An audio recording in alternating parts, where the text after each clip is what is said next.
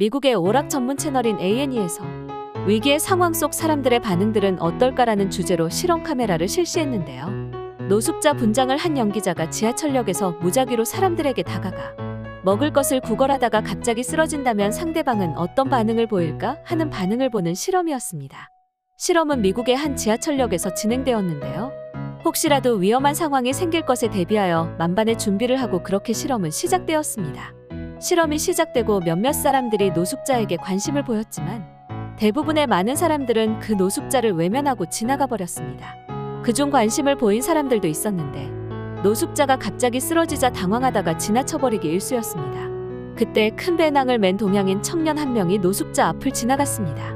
노숙자는 그 청년에게 다가가 배가 고파요, 먹을 것 좀 주세요 라고 구걸을 했습니다. 청년은 잠깐 놀라긴 했지만 곧 놀라운 행동을 보여주었습니다.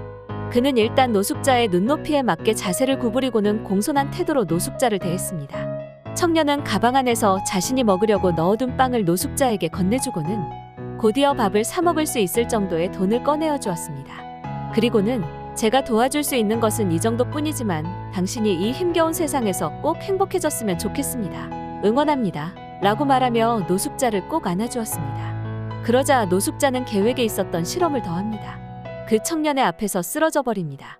청년은 매우 당황스러운 표정을 지었는데 곧바로 정신을 차리고는 노숙자의 상태를 살핀 후 심폐소생술을 시도하며 주변 사람들에게 911에 신고해달라고 하며 신속하고 빠른 대처를 하였습니다.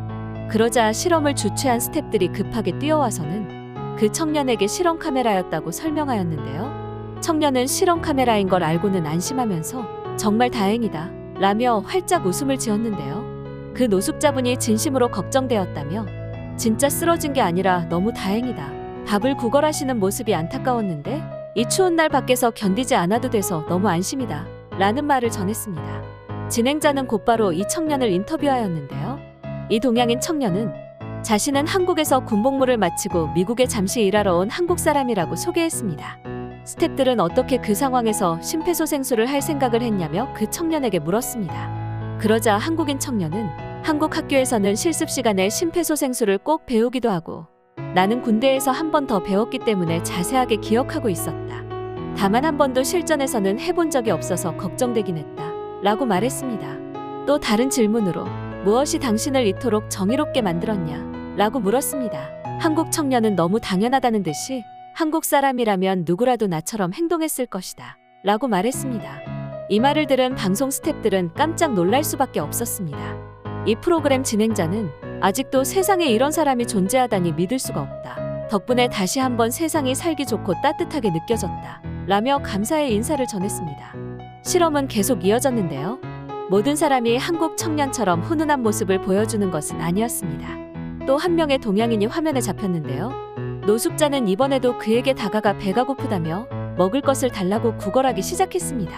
그런데 갑자기 동양인 남성이 현란한 중국어를 하기 시작합니다.